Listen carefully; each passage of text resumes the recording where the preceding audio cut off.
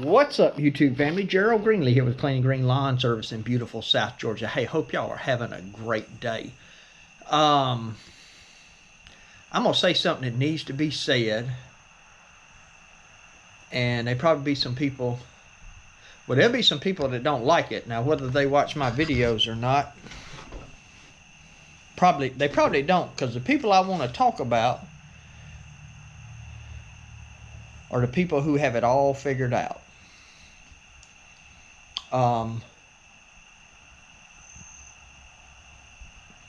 The people that forget where they came from.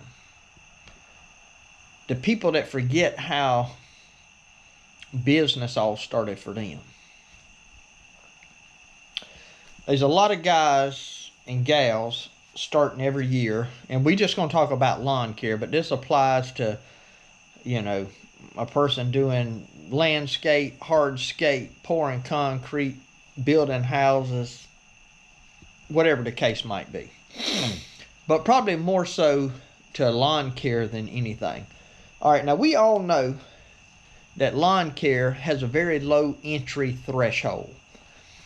And by that I mean it don't take a whole lot of money to get started in lawn care.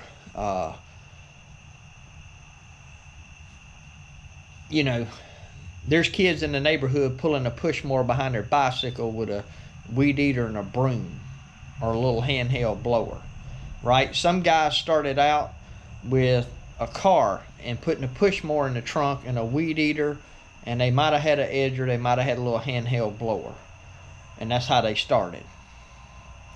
Some of those people have successful businesses now. But here's what I see. Here's what I see happening way too often, in my opinion. I don't think that the vast majority of people start out in lawn care and say, I want to go out and I want to undercut everybody. I really don't think that's the intent. I think what happens, and all I can talk about is my personal story. When I started in lawn care, I didn't charge enough. But you have folks who are on social media who have established and successful lawn care businesses who criticize folks that's starting out making, you know, they charging $35, $45 an hour. And my question is this: is that person doing that with ill intent? Or is it simply that that person doesn't understand the cost of equipment, the cost of insurance, the cost of fuel, taxes, all this kind of stuff? But you have folks who I'm almost willing to bet, and I'm not going to call any names, but there's some successful lawn care companies right now that I bet you one of two things is true. Number one is, when they started out, they weren't charging enough, but they figured that out. They figured out what their value was. They figured out how much it cost to operate a business. And so what they did is probably incrementally increase their prices. That's scenario one. Scenario two is people started a business and they had their pricing and everything right from the very beginning because they had a coach, they had a mentor, they had somebody before they started that said, hey, you need to be, you know, at $50 an hour, $60 an hour, $75 an hour, $100 an hour, whatever the case might be. In which case, your success in large part is due to the fact that somebody coached you away from making the mistakes that some of these guys are making who are trying to start a business. You have to think about this. A person with no business experience that's been working in a factory making $15 or $20 an hour max, they go out and start doing lawn care and go, man, I don't make $40 an hour. I got a yard here. It's going to take me an hour. I'm going to charge $45 for it. Now, in their mind, that's really good money. Why? Because they've been making $15 or $18, maybe $20 an hour, and all of a sudden they have doubled their gross. Now, granted, they're not thinking about the cost of equipment. They're not thinking about the cost of fuel. They're not thinking about a lot of things that somebody like me or somebody that's more established, certainly than me, would think about. But they're new. Okay? And so I'm making this video to say this. If somebody's in your town, here's what I'm curious about. How many of the people making posts and videos and things of that on Instagram and I'm only on Instagram, Facebook, and YouTube. I know there's other platforms out there. How many of y'all are making videos about, this guy's charging $35 an hour, he's an idiot? I wonder how many people have tried to go and talk to that individual. You know what I do with lawn care companies here when these guys start out? I got a couple of guys that I've talked to here in this community that started after I started or around the same time I started. And I asked them, I said, hey man, what you charging an hour? How you figuring your rate and all this? And and there's a couple of cases where people were way low, and I just told them, I said, hey man, I want you to think about something. I want you to think about what it costs to replace that zero turn on your trailer. I want you to think about if the transmission goes out in that truck, what it's going to cost to replace it. I see when you start thinking about those things, I've encouraged everybody I talk to, hey, if you out cutting grass, go get your business license. It costs like $50 a year to get your business license. Go ahead and go through, I use Next Insurance. Hickox is another one. They're about the same as far as pricing goes. You can get pretty good liability insurance, for $35 or $40 a month. That's one, our minimum's $50. That's one little small yard. And you covered, So I go and have conversations with these people. Now, are there some people out there probably just trying to undercut everybody and get a lot of business? Probably so, but I don't think most people want to go out and work hard in 100-degree weather right through the heat of the summer when everybody else is going on vacation not to make any money. And so I'm saying this, I believe a lot of it is ignorance.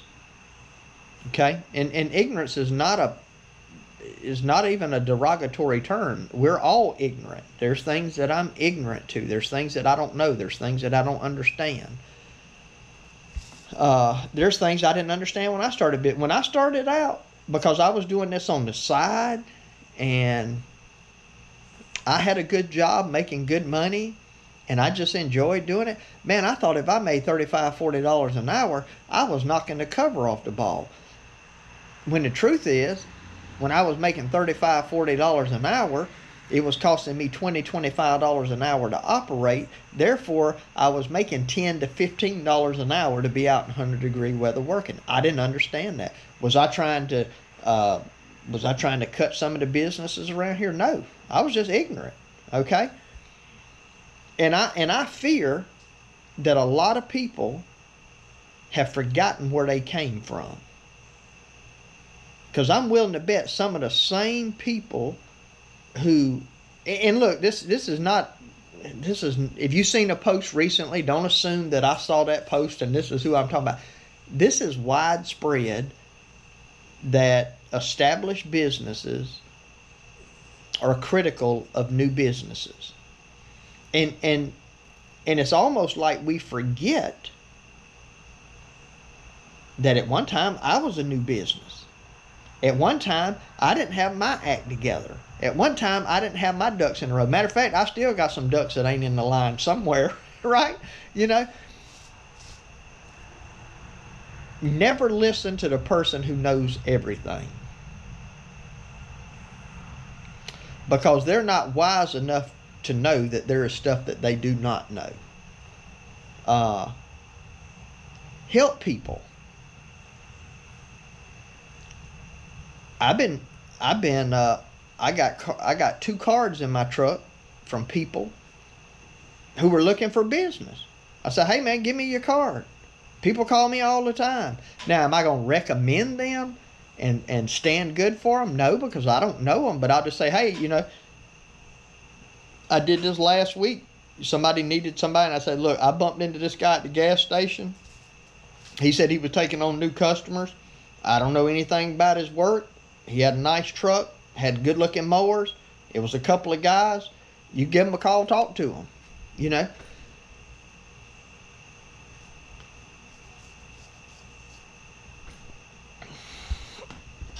The other thing is, everybody should drink coffee. uh, I don't know, man. Maybe I'm just different. I want to see people succeed.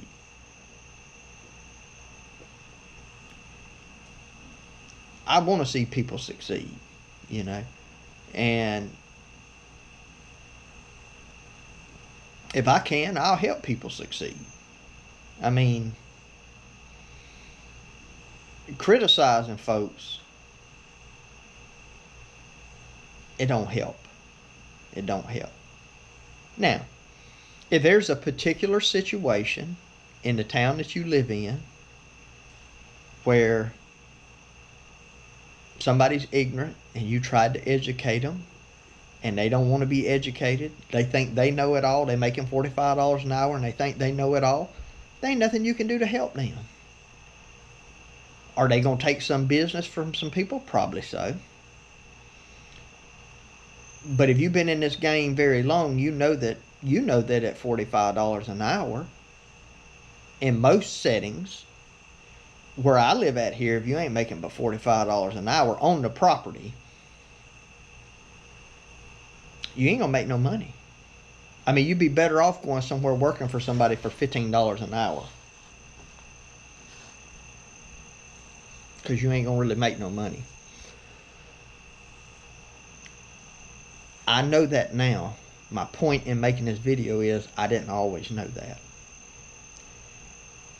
And again, I'm willing to bet, if we're honest, if you're watching this and you're in small business, any kind of small business, without having a good coach or mentor or inheriting a family business or something like that, if we're honest, you'll probably be able to look back at a point in time in your business and go, I wasn't charging near about enough.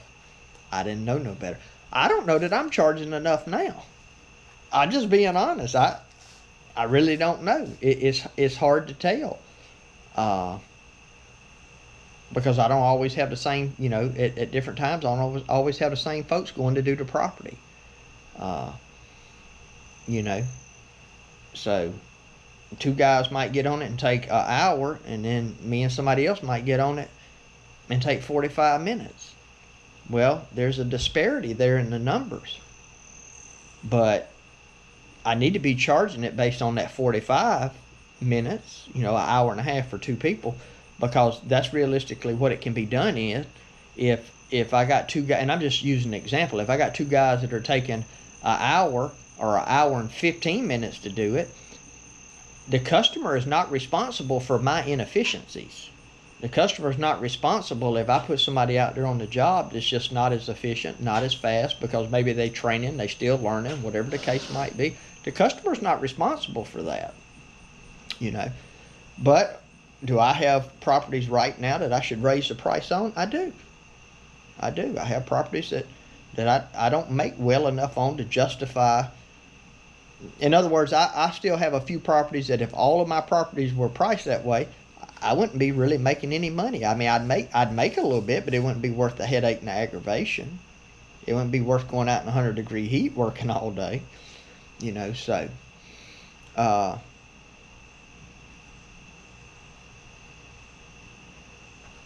let's work to be a part of the solution.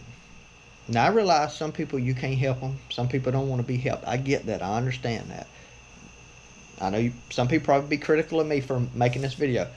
I don't care. I don't. I mean, you know, I just think it's something that needs to be said. I think there are a lot more voices that are critical than there are voices that are helping, And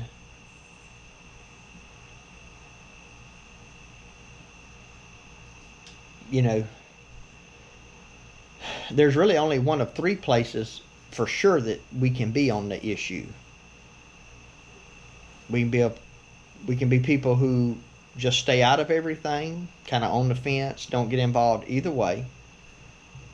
And there's some middle ground there for people to do that. Or we can be people who are part of the solution, or we can be people who are part of the criticism, right? So anyway, I just thought I'd share that. I mean, I hope that, at least the folks that watch me, it's not that many, but the ones that do, maybe it'll help you in some kind of way. Maybe you watching this video and you the guy that hadn't been pricing right, Don't take this as a criticism. Hey, I had a guy call me the other day. He said, hey, look, this is what I'm charging. And I told him, I said, buddy, it ain't enough. And so I did the math with him over the phone. I said, how much you pay for your mower? Okay. Let's say that mower is going to last for X amount of hours with no major breakdowns. How much is that an hour? Figure up how much your mower is. How much fuel does it burn? We figured that up. How long does the set of blades last? We added that to it. And we came up with a number for him, for his business, that he can go, okay, it costs me $20 an hour to run my equipment. That's fuel, maintenance, oil changes, all that figured in, $25 an hour for me to run, just to run my equipment. Then you got to throw in money for insurance and license and all that kind of stuff that you need to have. So maybe you just getting started out and you got a question.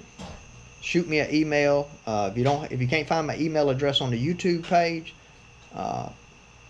comment down here something, get a hold of me. I'll take time to get on the phone and talk to you, because I want to help you.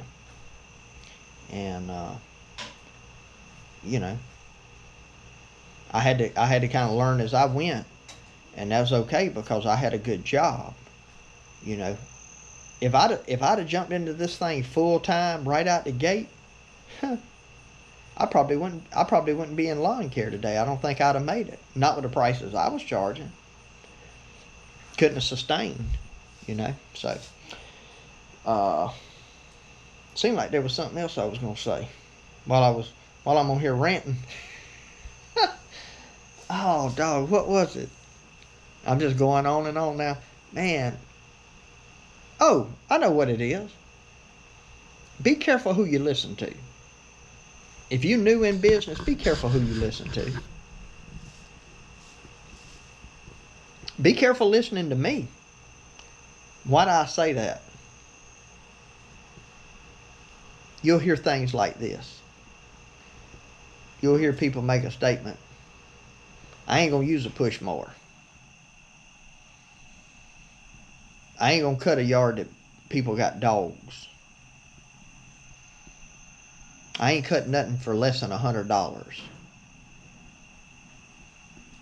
I ain't buying nothing but new equipment. I'm not buying anything but Hustler. I'm not going to buy anything but Skag. Or I'm not going to buy anything but Toro.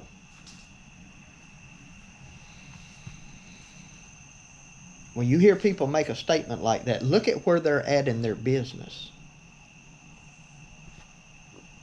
They've been cutting grass for 5 years, 10 years, 15 years. Yeah. They can make those kind of decisions. They can say, I'm not going to do this and I'm not going to do that. It's just like me right now. I can do that. I got I don't even know how many customers we got. I'm going to guess probably 45 or 50. We cut about 30 to 35 yards a week. Uh, you know, a good many of those are, at least half of them probably are bi-weekly. So which means those are 2 customers. We're not cutting the same ones every week is what I'm saying. I'm already talking about getting rid of 35-40% of my customer load. I can be choosy. I can say, hey, I'm not going to cut anything less than an acre. I'm not going to cut anything over 3 acres. I'm not going to cut anything with Bahia. They get rid of 80% of my stuff.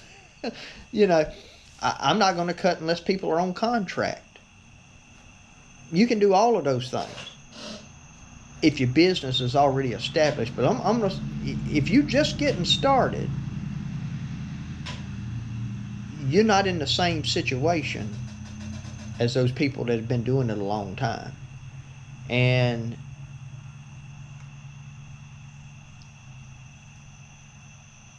most of the time when you're getting started in business, you want to be hungry. You want to be hungry. You want to take whatever comes along. A lot of times starting out in business, you got to take all the stuff that these established companies don't want to take in order to get your name out there and to get you established. Now, I'm not saying do it dirt cheap, but you may end up doing a lot of the properties that other people don't want to do in order to build you a customer base, in order to get people talking about John Doe's Lawn Service and how good a job he does, and he's always there on time, and he goes above and beyond. And like people say, I ain't gonna take no cash, I ain't gonna take no checks, everybody's got to be on auto pay, this, that, and other. Listen, that's great, and there's a place for that, but you're gonna lose a lot of customers up front trying to do that from the very beginning. Just my opinion. I got a lot of customers that's over 70 years old. You know how people who are over 70, the vast majority of them, you know how they pay?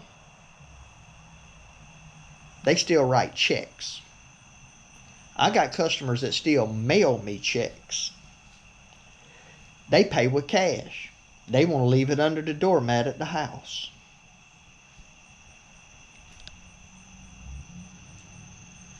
When I started out, all I cared was I got paid.